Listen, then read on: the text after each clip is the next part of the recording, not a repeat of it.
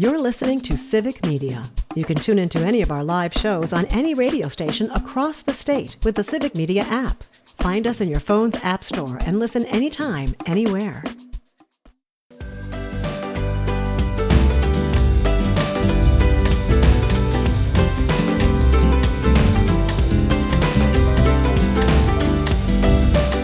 You're listening to Mornings with Pat Kreitlow on WAUK. My name is Greg Bach. Good morning, happy Monday, and here's what's going on in Southeastern Wisconsin. Here at Civic Media, we pride ourselves on fact-based, unbiased journalism. We want to get the stories to you, the ones that affect you and your community the most. And we do that through partnerships with various news sources as well, including the Racine County Eye. And WRJN's Don Rosen sat down with their owner and operator and the lady, I guess, who also sweeps out the closets, Denise Lockwood, to talk about a new facility, a big event, and that super hot topic, data centers.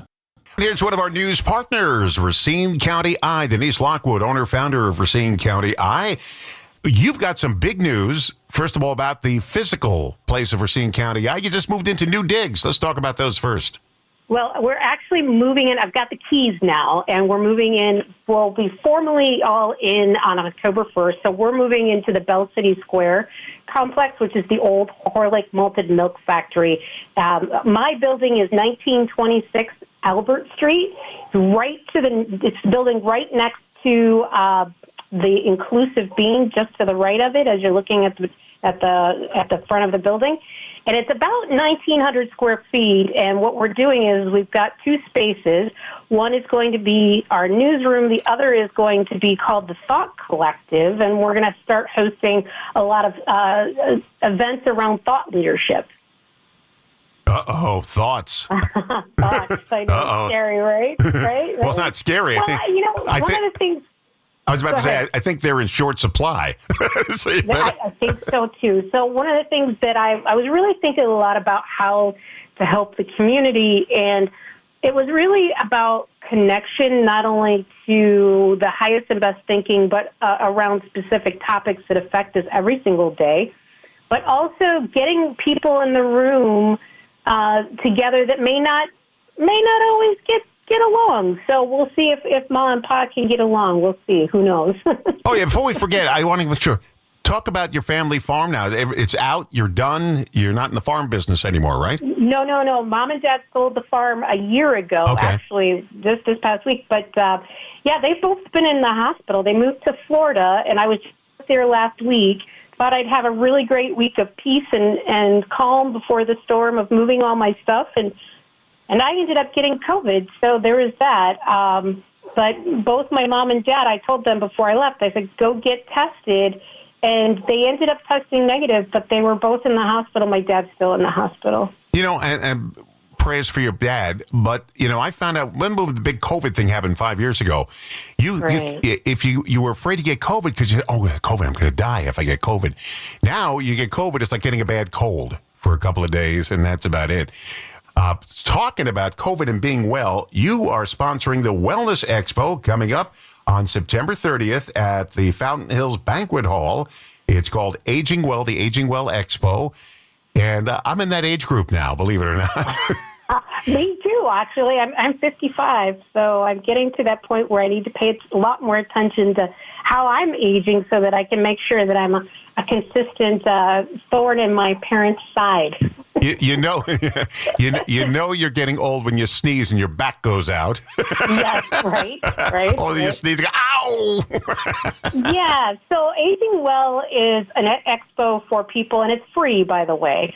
And really, it's meant to help people, meet themselves where they are, and also improve, what other things that they may have going on in their life, from making sure that you get your hearing tested so we can hear each other very well, to like ADARC, the Aging Disability and Resource Center is going to be there. They have some fabulous support services, and also just making sure that our aging does go well, right? We also are going to have everything from window companies to leaf guard and things along that line. So we want to make sure that we're aging not only well, but in the place that we want to be, right? So we want to make sure our homes are free from hazards that cause us any problems like falling and things along that line. Because it's super important. And what are some of the stories we're keeping an eye on? Because there's always something changing around here. And you said Microsoft is one of the top stories now. Absolutely. Yeah. So Microsoft, you know how they have the property out in Mount Pleasant, and they're actually they're shifting the expansion of that property.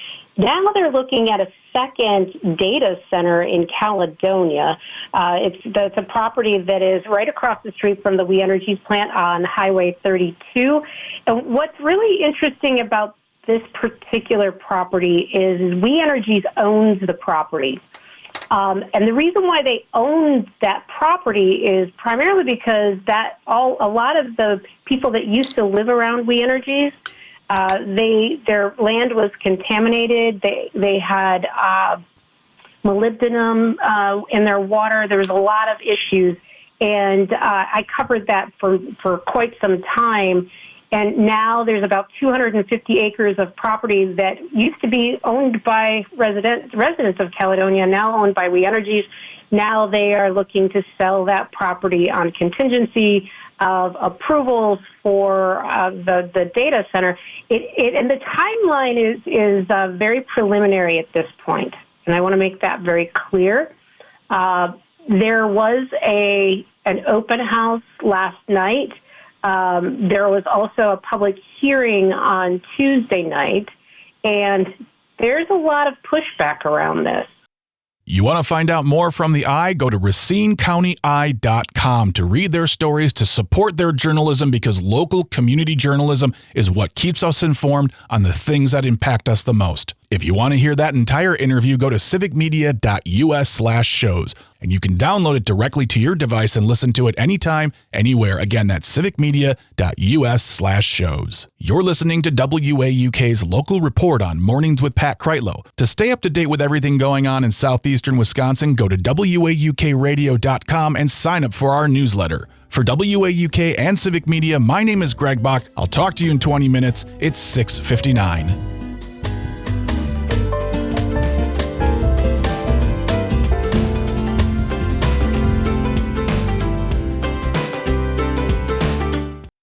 You're listening to Civic Media. Stay up to date on the latest news and information for your local community and Wisconsin by signing up for our free email newsletter. Visit civicmedia.us/email to get started.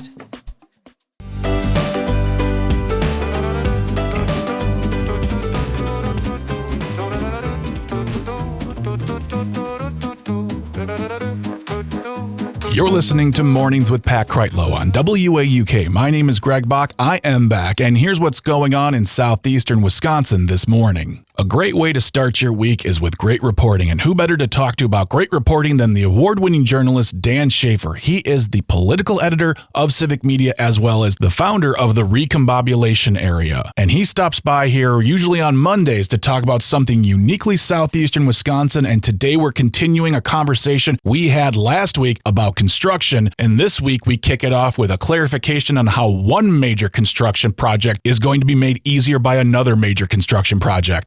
I don't get it, but Dan explains it. So just so I have this straight, they are going to start construction on National Avenue to help the construction on the ballpark interchange. Yes. So the Department of Transportation began work on National Avenue, this mitigation project, this summer in an effort to improve local roadways prior to the construction that is coming later this year. So one of the things that is going to happen as part of the 94 East-West project is some of the ramps on Hawley Road. So one of the interchanges. Mm-hmm. There will no longer be eastbound ramps coming from Hawley Road. So this is helping mitigate that traffic and making it safer for people to travel through, what is currently called Brewers Boulevard or Miller Park Way. Yeah. And so making those connections better. That is also very close to the Veterans Medical Center right there, and making sure some of the transit stops are updated and making sure people can safely navigate through the construction that is set to really ramp, get it, Greg. There's a ramp. It's a highway ramp. Yeah, I'm going to go ahead and just really congratulate you on that one. That was a mind-bending pun in a time when I wasn't expecting one. And really, when it comes down to it, I want to give you something special. Here we go. There you go. Appreciate it. No problem. Yeah. And I understand if you may or may not know this but we're talking infrastructure. So I guess my thought would be after National is done, which is a huge project, and after the ballpark project would be done, so somewhere in the early 2030s, sheesh, would it be done for a while as far as major construction, not the minor things, not the cones up for a couple of days. I'm talking, get ready, folks. This is years of waiting and years of planning. Are there any other huge projects coming down the pike that we should be aware of and just know, hey, 2032 is here. It's over, everybody. Yeah. Wait until next year. I think that, for activists who have been concerned about highway expansion and the costs involved with that and the, displacement involved with that and the myriad of issues that could come with, this multi-billion-dollar project that is reconfiguring and rebuilding many of these highways.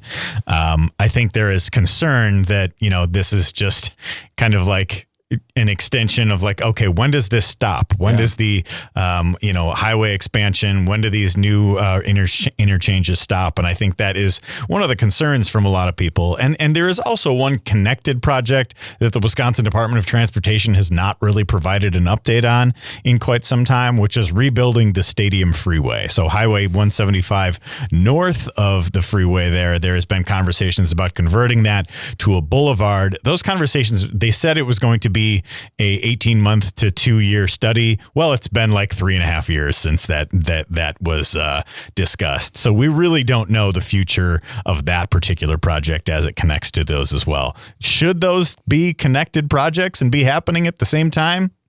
Maybe. You can make that argument. I have.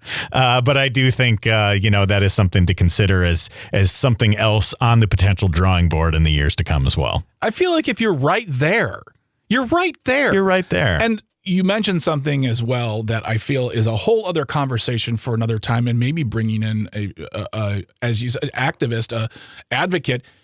This is going to be a very big inconvenience for people who have homes very close to this, and what is going to happen to them. And in a world of reconstruction, renovation, gentrification in Milwaukee, the conversation of affordable housing is going to be brought up because we're seeing more and more neighborhoods being turned into areas where folks who have spent decades there can no longer afford to live. But that's for another conversation. I guess I do have one more thing, and I understand if this is a smart aleck question, but is there a piece of construction in Wisconsin that officials look at and go, we got it right the first time. Let's keep it this way? Well, not to my knowledge. That's award-winning journalist Dan Shafer not having the answer. That's right, folks. I said it. No, okay. And I think I'm hoping that, after it's all said and done, because we've talked about 794, we've talked about the very confusing on-off ways by the lakefront, by Summerfest. Eventually, they just have to be done. Like they can't look at it and say, oh, we could do this better. And that requires 9 years, $4 billion, and a lot of inconvenience. It's like, right. Let's try to get it right the first time. That's what I'm trying to say here, folks. Get it right the first time. Get it right the first time. And we'll come back to this design in 50 years. All right, Dan, I thank you so much for your time. I always appreciate you giving us the important stories that we might not be able to get to all the time, but these are the things, especially for folks in Southeastern Wisconsin, to keep our eyes on, especially if you travel to and from Milwaukee on a regular basis. Right now, I'm just really happy that I live in Kenosha. Yeah, don't be surprised to see a few more orange barrels around Milwaukee in the not too distant future because of this project. It's going to be a lot. Well, Dan, be ready. It's good to be prepared. It's good to know about this beforehand so you're not surprised by it, though, right? Absolutely. And that's why you're here, to prepare us. That's right. Thanks a lot, buddy. I appreciate you. Thanks, Greg. I'm always very appreciative to Dan for stopping by and sharing time with me, sharing his expertise on what we should be paying attention to in Southeastern Wisconsin. And another way you can stay informed is by getting the Civic Media newsletter. It's called Civic Media Today, and you can sign up right now for free. Go to civicmediatoday.substack.com. Sign up, as I said, absolutely free and delivered to you every day. So there you go. There's your mission. Sign up for the newsletter. And while you're at Substack, sign up for the Recombobulation area too. It's award-winning. Stick around because after the top of the hour news at 8:06, Pat welcomes John and Gordy from WMDX to talk about their show and what's going on in Madison. You're listening to WAUK's local report on Mornings with Pat Kreitlow. For WAUK and Civic Media, my name is Greg Bach. I'll talk to you in 20 minutes. It's 7:29.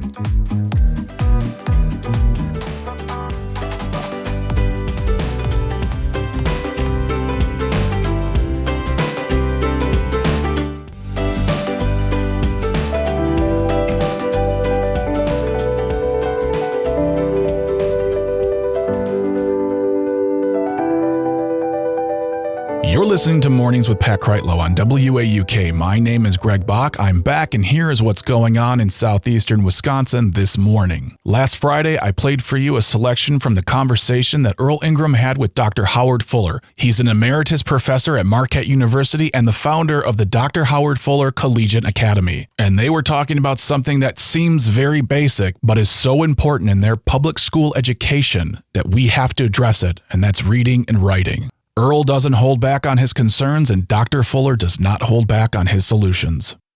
In the city of Milwaukee and in urban centers, they actually live out of garbage bags, Dr. Fuller. They're at one place today, and then tomorrow when they get out of school, they go back to wherever the place is that they were, and they've got to move. They're transient. Their families are transient. And all those things have an impact on children, especially in their development. Is it safe to say that? Yeah, I mean, everything that you said is true. Though I do want to say a couple things about our school. First of all, we're not a high-performing school yet. I mean, we have a lot of work to do. I think we're a good school. We started out as just as a high school. And for the last 14 years, 100% of our graduating seniors have been accepted into college. Now, accepted into college is not the same as going, and going is not the same as finishing. Right. Because when you look at the data in this country, only about, the last time I looked at it, it was something like about 11 or 12% of low-income first-generation college students finish college after 6 years. And at one point, we were at something like 16%. So we were beating the average. But the point I'm trying to make here is our school takes all kids. When we formed our school 21 years ago, I was trying to be really clear that this is going to be a school that will take all children. We started out as a private school. We became a charter school like in about 2011. We started in 2004 as a private school with all of our kids, or just about all of them, accessing the school by virtue of the Milwaukee Pro-Choice program.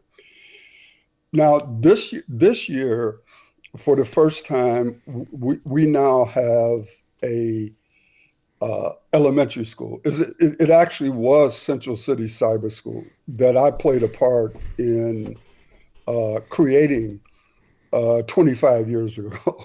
So when you were the superintendent of Milwaukee Public Schools? It was after I resigned okay. as superintendent, and I was working at Marquette. And I convened a meeting, about 80 people. It's sort of a long story, but one of the things that came out of those meetings was the building of the Central City Cyber School that was led by Dr. Chris Fultz in Park Lawn Housing Project. Right in the heart of it. I mean, unbelievable. Yeah, right. And back then, Earl, it was a very innovative design because it was based on technology. And all of the kids having access to a laptop. We talked about the building itself being a hub so that people in Park Lawn could get online. There was a lot of ideas that we were and Dr. False and her staff were doing back, 25 years ago. So in any event, to make a long story short, we acquired Central City Cyber School this year. Last year was the first time that HFCA had combined with Milwaukee Excellence so that we had both a middle school and a high school. So now we have a 4-year-old kindergarten through 12th grade. The theory of it is that our kids should be better prepared when they come into our high school than they have been historically. But that's only a theory. That only works if we do a great job with the kids in the elementary school and middle school, right? There's no given that just because you have a K4 through 12th grade, that through some mystical thing, you're going to be okay. That's not true. So we've got to do a great job at all 3 levels of our school. And that is a work in progress, right? But the thing that I'm proud of is that we are a school that takes all children. We have special ed kids. You've been in our building. I mean, these kids did not drop in from Mars. We're all serving the same kids, right? Whether you're at Vincent or Washington or North or St. Marcus or Hopkins, or these are all the same kids. And as people who care about kids, we have to focus on the fact that we have a historically bad reading problem, particularly for Black students in the city of Milwaukee, but more generally. And if we don't attack that problem, Earl, if we don't make a significant change in that, it's hard to imagine that the city of Milwaukee is somehow going to be okay when we have large numbers of our children who live in our city who can't read. I mean, I don't know how else to say it. I urge you to listen to this entire conversation, and you can do that by going to civicmedia.us/shows. Look for Earl's new podcast, What's Going On, and find the episode entitled Reading in Our Schools, What's Going On. You can download it and listen to it anytime, anywhere. Again, that's civicmedia.us/shows.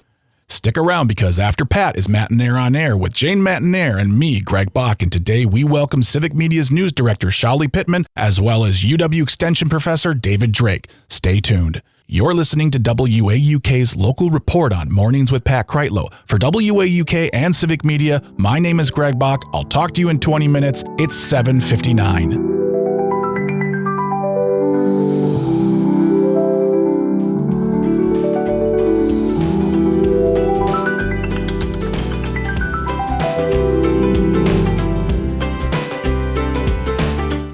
You're listening to Civic Media. Find the latest news, information, and archives of all your favorite shows on the Civic Media website, civicmedia.us.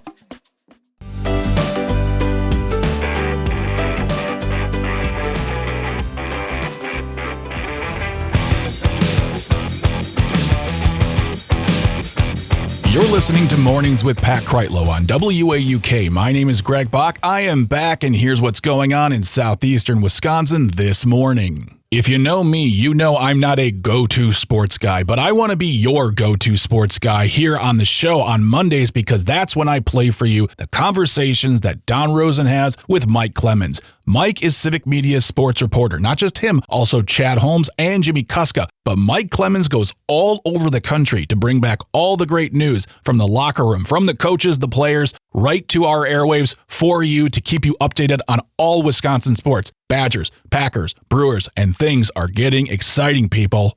All right, our sports guy for Civic Media and WRJN, Mike Clemens, is here. And good morning, Mike. How are you this morning? Hey, Don. Okay, let's start off with the Brewers this morning. What a year for the Brewers. Yeah, 96 wins, so they have tied the franchise record for most wins in a regular season. And so what's at stake is this. If the Brewers win one game this weekend, they secure home field advantage. So, in other words, they would finish out the season on Sunday afternoon. They'd have all next week off, and then October 4th, in the divisional round, they'd wait to see who would emerge and come to Milwaukee and play. So, that's the best case scenario. On the other hand, it's a whole week off. And so some of their pitchers, can rest up. Like their closer, Trevor McGill, he's got this sore throwing elbow. Maybe that's enough time so he could get back into action. But it's also a long break. Teams get a little rusty during the bye.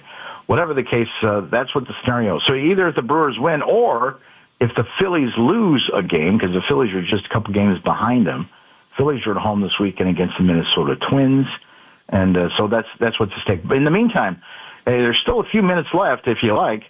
Drive to American Family Field where you can get your free pocket pancake. Did you see this? Yeah, that the coach, he keeps pocket pancakes in his pocket, which is odd, but he does it, and now everyone's doing it.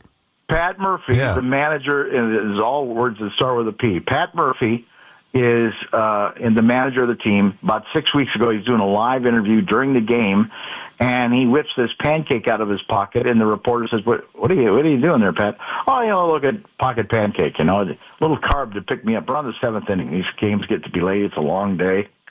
Especially, this thing takes off. So today, the Brewers are handing out free pocket pancakes in the parking lot of American Family Field. I'm reading from the press release here. The first 3,000 guests would get a T-shirt, a Pocket Pancake Brewers T-shirt.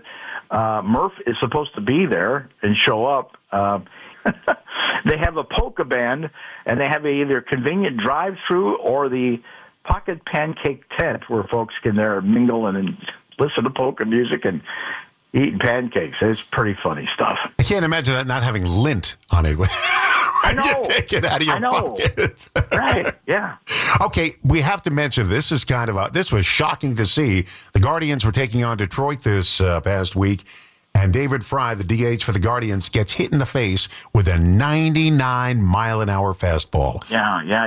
You can wear a helmet. And like Yelich has got him. I know that Sal Frelick from the Brewers has got him. There's a little guard that can come over and cover sort of your nose and mouth.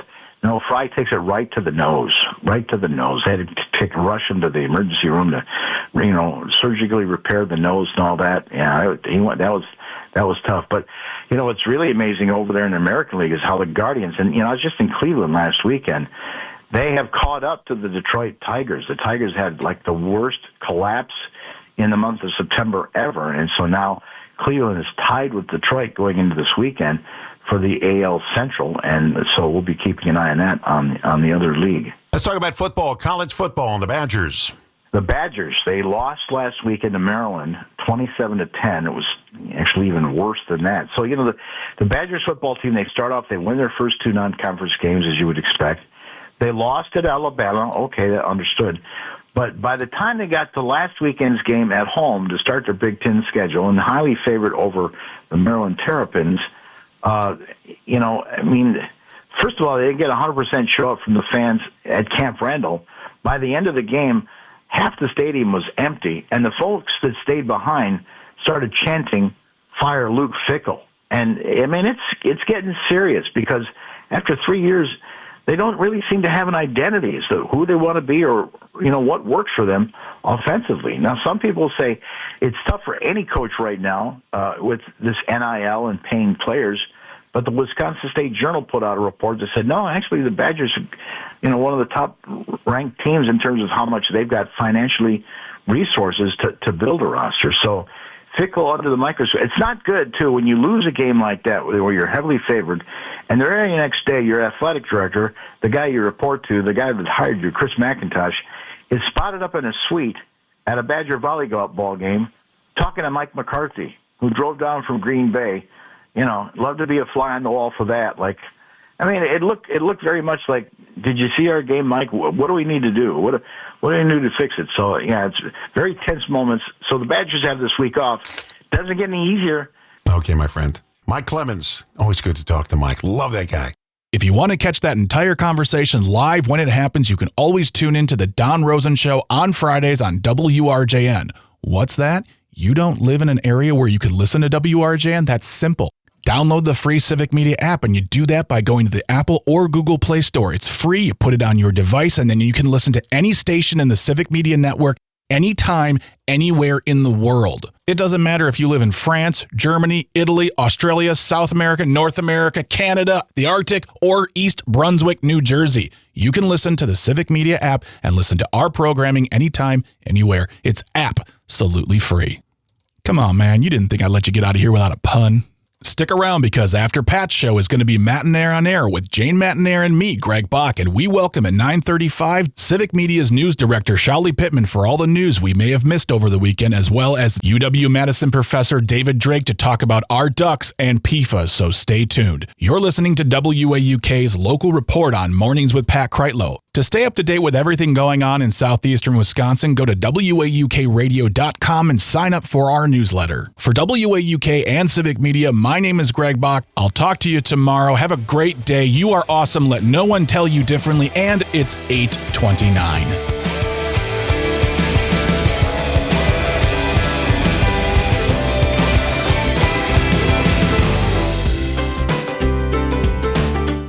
The national news cycle never stops, but it can be hard to find news about your local community. Civic Media is dedicated to providing quality local and state news coverage across Wisconsin. With the Civic Media app, you can get notifications about local stories that matter to you and your community. Find the free Civic Media app in your phone's app store and choose notifications from the menu to tell us what kind of news you want to hear about.